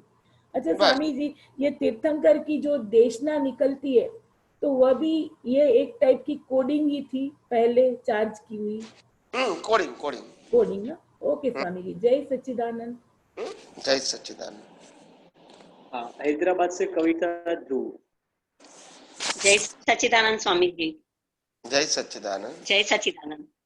हाँ स्वामी जी, अपन किसी के लिए प्रार्थना करते हैं, किसी की तबीयत अच्छी नहीं है, हम प्रार्थना करते हैं उनके लिए, तो वो प्रार्थना प्रतिष्ठित आत्मा कर रहा है या मन वचन काया कर रहा है, और अपनी दृष्टि क्या होनी चाहिए वो टाइम पर? तो देखो, प्रार्थना तो प्रकृति की रिक्वायरमेंट के आधार से प्रकृति करती है। हमारा काम तो प्रकृति से मुक्त रहना है। अगर प्रकृति को कोई जरूरत है, चाहे समझो लक्ष्मी की, ज्ञान की, या फिजिकल फिटनेस की कहो, कोई भी जरूरत होती है, अगर वो जरूरत पूरी नहीं होती है अपने प्रयासों से, तो वो प्रार्थना करते हैं। मगर ये प्रकृति का सब्जेक्ट है, उसमें कोई पुरुषार्थ वाली बात नहीं है। बराबर। तो अपनी दृष्टि वो टाइम पर क्या रहनी चाहिए कि कविता में जैसे मन वचन काया ये प्रार्थना कर रहा है और हम उसे देख रहे हैं, बस कुदरती रचना, और क्या। अच्छा, कुदरती रचना है। वो भी तो संजोग है ना। बराबर है। ठीक है, ठीक है। ओके, जय सच्चिदानंद। और कौन? नीलू सोलंकी जी, चेन्नई से बोल रही गुरु जी। जय सच्चिदानंद, बोलिए। जय सच्चिदानंद गुरु। गुरु जी, दो बातें थी। एक तो ये है कि सम्यक दर्शन और सम्यक ज्ञान पे ही ज्यादा ध्यान देके, दूसरा कुछ ज्यादा समझ में नहीं आता है तो भी चलता है कि समझने में लगना चाहिए गुरु जी उसको? मतलब समझ में नहीं आता है मतलब क्या? मतलब ज्यादा दिमाग में घुसता नहीं है गुरु जी, जो इतनी बातें ये सब महात्मा पूछते हैं उससे बहुत सारा क्लियर तो हो जाता है, लेकिन उसको बिठा के, लेकिन सम्यक दर्शन और ज्ञान से भी आगे बढ़ सकते हैं गुरु जी के, सब बहुत ज्यादा समझना जरूरी होता है? ऐसा नहीं होता है। समझने का मतलब क्या होता है? समझने का मतलब होता है जब अपने मन में प्रश्न उठते हैं तो उनका उत्तर चाहिए। जी गुरु जी। आपके मन में नहीं उठते हैं तो आपको उत्तर नहीं चाहिए, मगर कल उठेगा फिर आपको वही उत्तर काम में लगेगा। सही सही गुरु जी। लेकिन गुरु जी, ये तो समझने में पुरुषार्थ चल रहा है, सम्यक दर्शन और सम्यक ज्ञान भी काफी होता है ना गुरु जी? ये समझने में बहुत ज्यादा पुरुषार्थ कर रहे हैं, तो ये भी तो आगे के लिए काम आएगा ना गुरु जी? जैसा है उसको वैसे ही देखना। हाँ, यही इसी में पुरुषार्थ कर रहे हैं गुरु जी। तो बराबर है, बराबर है, बराबर है। गुरु जी, दूसरी बात पूछनी थी कि ये मंदिर कितने पुराने, 500-600 सालों से मंदिरों का चल रहा है हमारा गुरु जी? मंदिर बनाना, मंदिरों का काम तो बहुत 100 साल 1000 सालों से चल रहा है। वो तो लंबे सालों से चल रहा है, ऐसा तो इतिहास। गुरु, हाँ तो गुरु जी, अगर ऐसा इतिहास है तो मंदिरों के जो द्वार होते हैं ना गुरु जी अंदर जाने के, वो ऐसे क्यों है कि आज का, पहले तो मनुष्य इतने छोटे नहीं होते थे, बहुत लंबे बड़े उनके हाथ, इतने लंबे लंबे उनका शरीर होता था, 500 धनुष बोलते हैं, 400 धनुष, 300 धनुष। तो फिर वो उतने दरवाजे अभी छोटे कैसे गुरु जी मंदिरों के? अभी उस समय के मंदिर तो रहे नहीं ना, वो तो हजारों साल पहले की बात है। अभी तो पालितना बोलते हैं शाश्वत है गुरु जी। वो शाश्वत का मतलब होता है एक प्लेस के रूप में शाश्वत है, अवस्था के रूप में थोड़ी कोई चीज शाश्वत होती है। अच्छा, इसीलिए आज के द्वार ऐसे है गुरु। जैसे हम कहेंगे कि ये पृथ्वी शाश्वत है क्योंकि करोड़ों करोड़ों साल से है, तो बोल सकते हैं, मगर पृथ्वी की अंदर की अवस्था तो परिवर्तन होती है कि नहीं होती है? हाँ, वही कभी डाउट आता है गुरुजी के, जब तो इतने लोग होते थे कैसे अंदर जाते होंगे, अभी तो द्वार इतने छोटे हैं। वो तो परिस्थितियों के आधार पर सब कुछ होता है। हाँ, और इसीलिए, और दूसरी बात क्या थी कि पहले जमाने में, आज से करीब 500-1000 साल पहले या 2000 साल पहले की बात करेंगे तो मंदिर वो ज्ञानियों का, साधुओं का, सन्यासियों का सब्जेक्ट ही नहीं था। वो तो आम लोगों का सब्जेक्ट था कि भी हम यहाँ रहते हैं और आप गुरुदेव लोग तो मिलते नहीं है क्योंकि आप तो साधना में लगे हुए हैं और जंगल में रहते हैं, तो हम क्या करेंगे कि भगवान का मंदिर बनाएंगे, मूर्ति बनाएंगे, वहां पूजा पाठ करेंगे, भक्ति वगैरह करेंगे। तो गुरु जी ऐसे आगमों में भी चेंज आया है? आगमों में भी चेंज आया, जो गंधर्वों ने आगम लिखा था उसमें भी चेंज आया, ऐसे कैसे?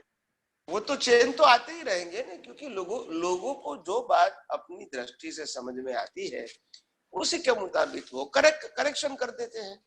तो वो सही होता है गुरुजी, करना उत्तम है, उनके लिए उचित है गुरुजी?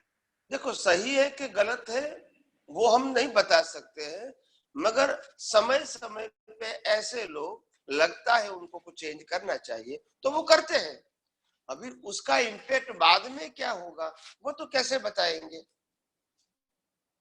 ना गुरुजी गलत सोच में चले जाते हैं या गलत वे में चले जाते हैं, उनका अलग अलग समझाने का तरीका होता है सबका।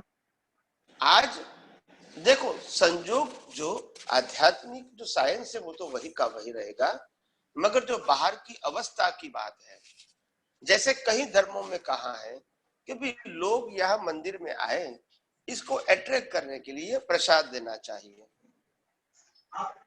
तो कोई मंदिर में प्रसाद होता भी नहीं है, ऐसा भी मंदिर है, वो उनकी सोच है। कहते हैं कि प्रसाद में प्रभाव ना देनी चाहिए, तो लोग कहीं मानते हैं कहीं नहीं मानते हैं। कई लोग कहते हैं कि यहाँ किसी की बलि चढ़ा के उनका प्रसाद देना चाहिए, तो कहीं मानते हैं कहीं नहीं मानते, तो सबकी अपनी अपनी मान्यता है, उसमें हम किसी को मना कैसे कर सकते हैं? नहीं, मना तो किसी के नहीं कर सकते, पर्सनल में फर्क पड़ता है बस। तो मैंने कहा सबका अपना अपना इंडिविजुअल सोच है, और ये सब सोच है रिलेटिव सत्य है, उनसे सनातन सत्य के विज्ञान से कोई मतलब नहीं है। जैसे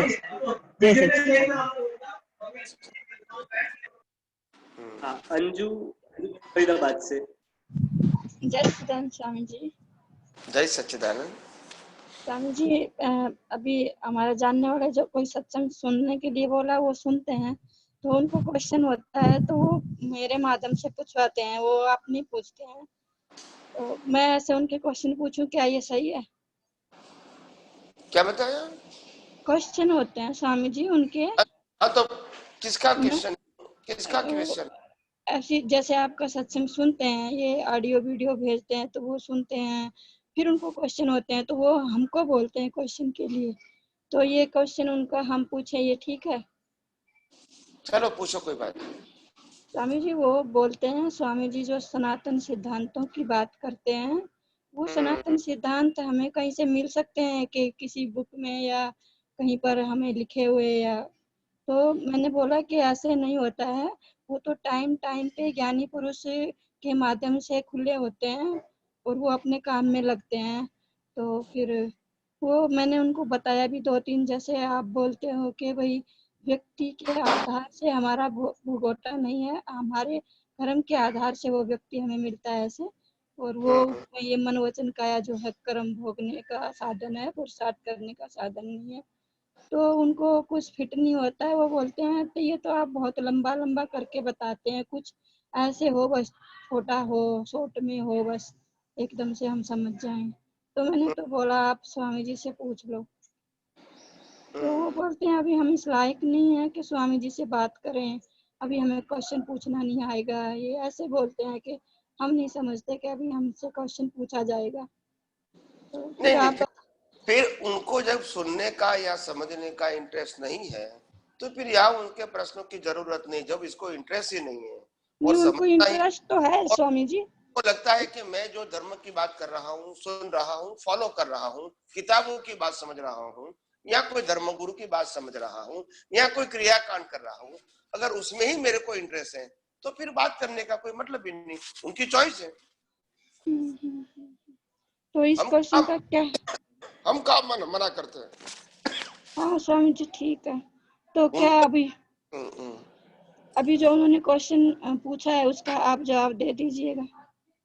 नहीं, मैंने तो कहा ना आपको, मैंने तो सिंपली कहा आपको कि जब देखो कि जब राम ने नहीं वो बोलते हैं हमें सत्संग समझ। एक मिनट, जब राम ने जो कुछ कहा वो किताबों में नहीं था और हमने माना, कृष्ण ने जब भी कहा था तब किताबों में नहीं था, बाद में किताब बनी जो हमने माना। महावीर ने जब भी कहा था तब किताबों में नहीं था, बाद में किताब आई हमने माना। आज मैं कहता हूँ वो किताबों में नहीं है, बाद में किताबों में आएगा, आप कहेंगे नहीं मानूंगा, तो मैं क्या कर सकता हूँ? नहीं स्वामी जी वो ऐसे नहीं है, आप थोड़ा सा गलत समझने में, बोलने में, या तो हमसे गलती होगी। वो ये कहना चाहते हैं स्वामी जी ने जो सिद्धांत बोले हैं वो हमें कहीं से मिल सकते हैं ऐसे। मैंने कहा नहीं कि महावीर ने जो कहा था वो पहले नहीं मिला था, उन्होंने कहा उसकी किताब बनी। अगर आप कहोगे महावीर को कि आपने जो कहा वो कहाँ किताब में बताया है, तो नहीं बताएंगे। कृष्ण भी नहीं बताया। वो ऐसे आरोप नहीं कर रहे हैं कि ये चीज जो बोल रहे हो किताब में नहीं है, ऐसे नहीं बोला उन्होंने, ये तो इंटरप्रेट गलत हो गया तो हमसे। वो ये बोलना चाहते हैं कि ये हमें कहीं से, मतलब इकट्ठा मिल जाएं जो हम उनको पढ़ लें, समझ लें। ऐसे मेरी बात सुनो कि मैंने सत्संग में बार बार कहा है कि अगर कुदरती कानून की मैं जो बात कर रहा हूँ वो कानून की बात तो किताबों में नहीं होती है, मगर किताबों में जो लिखा गया है उसमें से ज्ञानी पुरुष आपको कुदरती कानून ढूंढ के बता सकते हैं, मगर आम आदमी किताबों में से थियरी समझते हैं, क्रियाकांड समझते हैं और भगवान ने कही हुई बातें या महान पुरुष ने कही हुई बातों का अर्थ समझते हैं और ज्यादा उसमें से सिद्धांत नहीं निकाल पाते हैं। और दूसरी बात, सिद्धांत की बात, वो विजन की बात होती है, वो किताबों में नहीं आता है। अगर आप रामकृष्ण महावीर को कहेंगे कि आप जो बात कर रहे हैं अगर वो सिद्धांत के रूप में कोई जगह फिक्स है तो हमको बता दो, हम घर पे बैठे पढ़ लेंगे, तो ऐसा वो भी नहीं बता सकते हैं। नहीं, आपको इसको इक्वल उत्तर देना पड़े। इक्वल समझते हैं कि नहीं? हाँ जी, हाँ जी, हाँ जी। जैसे आप मेरे पर अपेक्षा रखते हैं, वो अपेक्षा अगर रामकृष्ण के महावीर के पास रखोगे तो वो भी नहीं दे सकेगा। मतलब आपका प्रश्न पाया के अधीन है, पाया बिल्कुल पाया वाला नहीं है, जिसका पिलर नहीं है।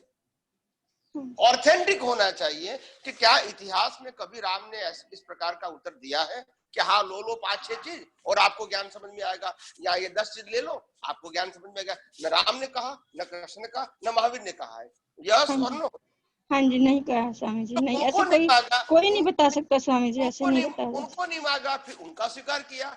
मेरे को मांगते हैं, मेरा नहीं स्वीकार करेंगे, मेरे को कोई तकलीफ नहीं है। हाँ जी स्वामी जी। तो सिद्धांत तो होना चाहिए। सिद्धांत तो आज आप दादा भगवान को मिलने के बाद कहोगे दादा भगवान की आप मेरे को 5-10 बात बता दो ताकि मैं पूरा विज्ञान समझ लूंगा, तो दादा भगवान क्या बोलेंगे? नहीं, ऐसे कोई बता पाएगा नहीं, ऐसे कि ये दे बता दिया इसको समझ लो और आपको ऐसा होता है। तो किताब पढ़ते रहो और क्या कहेंगे। बाकी बेसिक चीज तो बताई थी, भैया आत्मा है और कुदरती रचना है, इसका फॉलो करो और आपको जो मुक्ति चाहिए वो मुक्ति मिल रही है साथ साथ ही, और आपको अनुभूति हो रही है, उससे आगे क्या चाहिए आपको? हाँ जी, हाँ जी। मगर आप कहोगे कि सभी हमको तैयारी मिलेगा, ऐसा कैसे हो सकता है?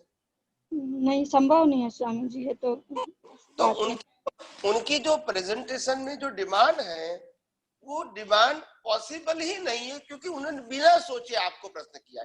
आप समझे? अगर सोच वाले व्यक्ति ऐसे प्रश्न नहीं करते क्योंकि उनको इतिहास मालूम है। अगर वो कोई भी धर्म का पालन करते हैं, कोई भी धर्म का, तो उनके गुरु ने ऐसा नहीं बताया कि आप ये 5 पन्ना पढ़ लो आपका काम हो जाएगा। आपको तो उनका शास्त्र पढ़ना पड़ेगा और पढ़ने के बाद आपकी दृष्टि के मुताबिक आपको समझ में आएगा। फिर आप कहोगे भी ये 500 पाने की किताब, 1000 पन्ने की किताब मेरे को क्या जरूरत है, भैया आप मेरे को 2 पन्ने बता दो क्या करना है। तो ऐसा कभी किसी ने बताया है? हाँ जी स्वामी जी, अब एज हो गई ना, वो समझते हैं अब इतनी उम्र हो गई है, इतना लंबा हमसे नहीं होगा, कुछ शॉर्ट में मिल जाए और हमारा काम हो जाए, ऐसी बात रहती है। चमत्कार जैसे कोई चीज नहीं होती है ना। मैंने पहले भी कहा विज्ञान में चमत्कार नहीं होता है, विज्ञान में जागृति होती है, अवेयरनेस होता है, एप्लीकेशन होता है और एक्सपीरियंस होता है। यहाँ न चमत्कार की बात है, यहाँ न ब्लेसिंग की बात है, यहाँ न कोई कृपा की बात है, यहाँ न किसी को समर्पण होने की बात है, यहाँ कोई क्रियाकांड की बात नहीं। तो मतलब इससे क्या चाहिए आपको? साफ बात है, इस दुकान पे ये माल मिलता है, आपको चाहिए तो आप लो, नहीं तो आप कहीं दूसरी जगह देख सकते हैं। कोई वैसी बात कहीं जाना चाहते हैं तो जा सकते हैं, आप स्वतंत्र हो। भाई ये इस जगह पे ये चीज मिलती है, इतनी सी बात है, सिंपल सी। और स्वामी जी एक मेरे को ये था कि जिस जन्म में केवल दर्शन, मान लो अभी हम बोलते हैं कि 11वें उठाने के बाद 12वां उठाना गया तो केवल दर्शन जीव को हो जाता है, पर वो जब होता है तो उसके बाद भी तो उसकी लाइफ रहेगी ना उस जन्म में, और जब उसको वो केवल दर्शन हो गया है तो उस जन्म में और बीज उसको डलेंगे कि बस और उसको डलना बंद हो जाएंगे? फिर बीज कैसे बनेंगे जब अज्ञान? नए बीज नहीं बनेंगे ना फिर, जब केवल दर्शन पूरा हो गया और लाइफ बची है। मान लो किसी को 60 साल की उम्र में केवल दर्शन खुला हो गया और उसके बाद उसके 10 साल और बचे हैं, तो वो 10 साल में वो नए कर्म नहीं बांधेगा। बिल्कुल नहीं, वो सेपरेशन मोक्ष मार्ग के लायक सहायक की जरूरत नहीं है फिर तो उसको। वो तो अपने आप सेपरेशन रहेगा। हाँ, उनको सेपरेशन वहीं से रहेगा, उसी टाइम से। वो स्वाभाविक सेपरेशन कहेंगे, फिर पुरुषार्थ नहीं रहेगा। हाँ जी स्वामी जी, जय सच्चिदानंद स्वामी जी।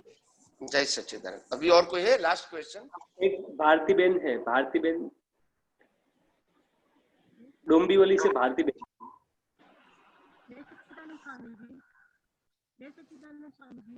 हाँ जय। आपका वीडियो ऑफ कर दीजिए भारती बेन, आवाज नहीं आ रही है।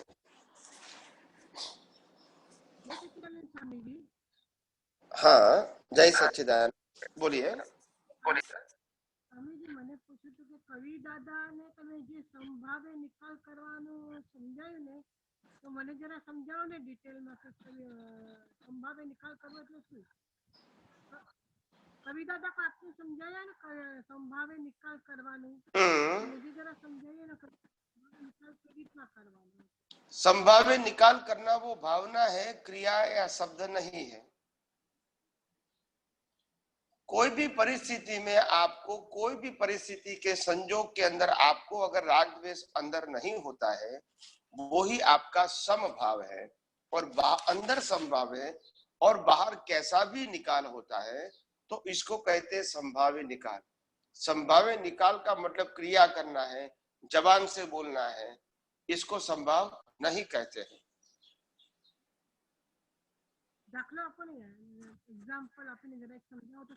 अगर राम ने मारा मार युद्ध किया फिर भी अंदर वो प्रकृति से मुक्त रहे तो वो संभाव था, राग द्वेष नहीं था, तो वो मोक्ष में गए। और हम चींटी को मारते नहीं है फिर भी मारने का भाव करते हैं तो कर्म बनेंगे।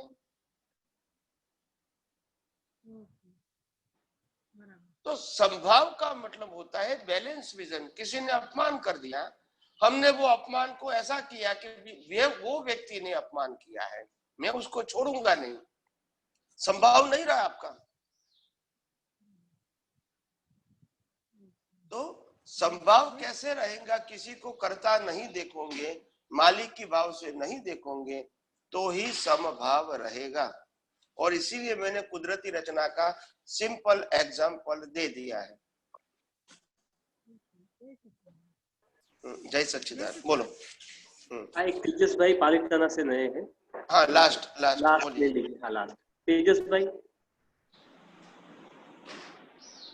अनम्यूट करो इसको। हाँ एक मिनट, आप मैं कर रहा हूँ, आप नहीं करिए।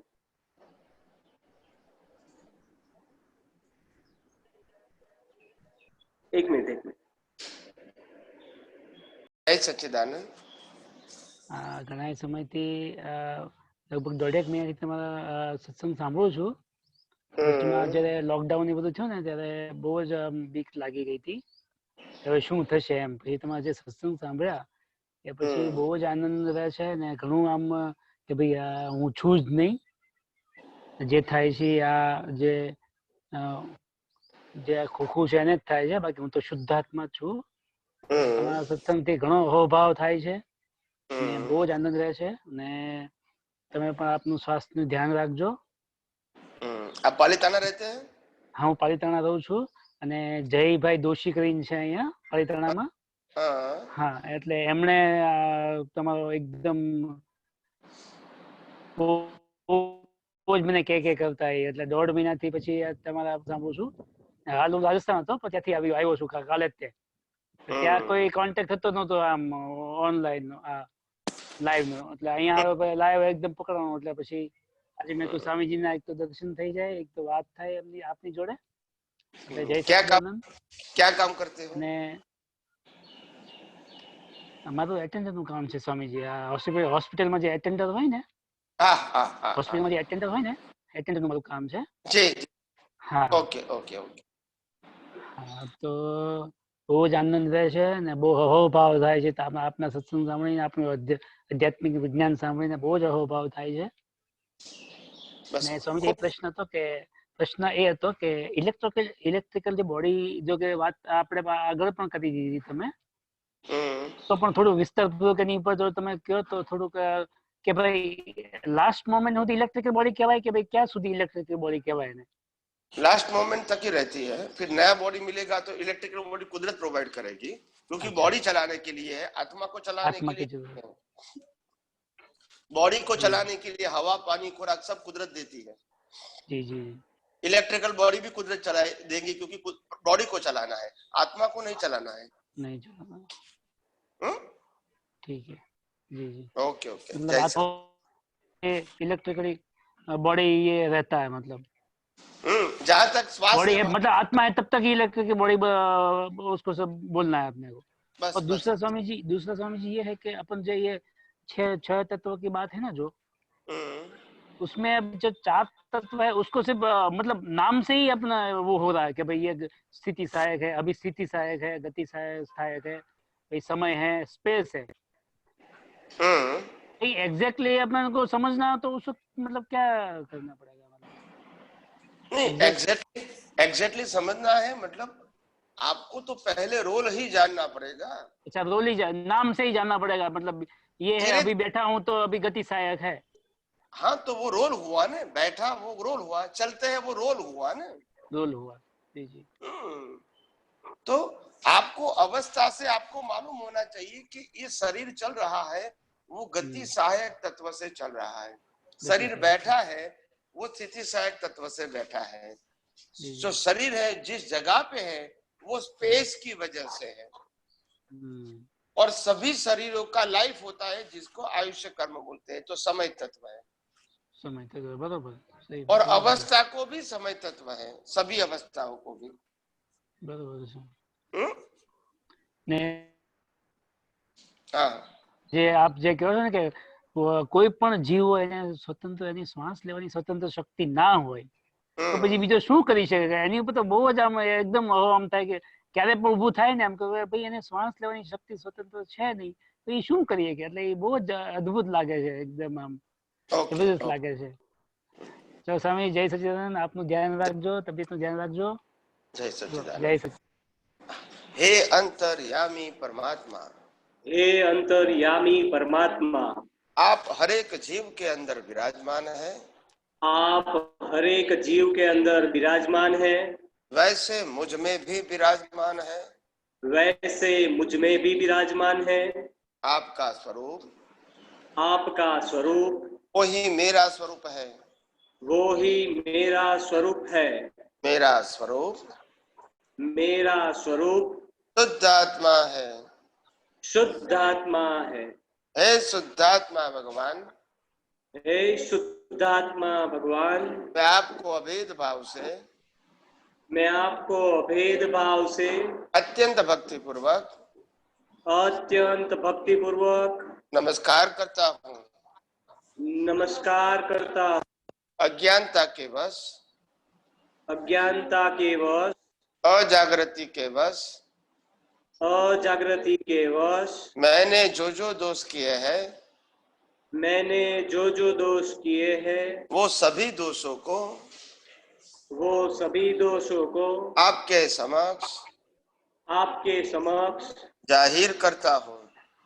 जाहिर करता हूँ। उनके लिए हृदय से क्षमा याचना चाहता हूँ। क्षमा याचना चाहता हूँ।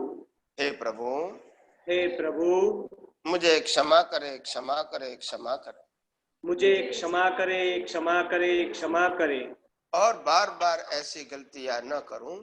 और बार बार ऐसी गलतियां न करूं। ऐसी आप मुझे शक्ति प्रदान करें। ऐसी आप मुझे शक्ति प्रदान करें। हे शुद्धात्मा भगवान, हे शुद्धात्मा भगवान, आप ऐसी कृपा करें कि, आप ऐसी कृपा करें कि हम में से भेदभाव निकल जाए, हम में से भेदभाव निकल जाए और अभेद स्वरूप प्राप्त हो। और अभेद स्वरूप प्राप्त हो। आप और हम अभेद भाव से तन्मयाकार रहे। तन्मयाकार रहे। जय सच्चिदानंद, जय सच्चिदानंद, जय सच्चिदानंद, जय सच्चिदानंद, जय सच्चिदानंद, जय सच्चिदानंद। सच्चिदानंद स्वामी जी, जय सच्चिदानंद गुरु जी, जय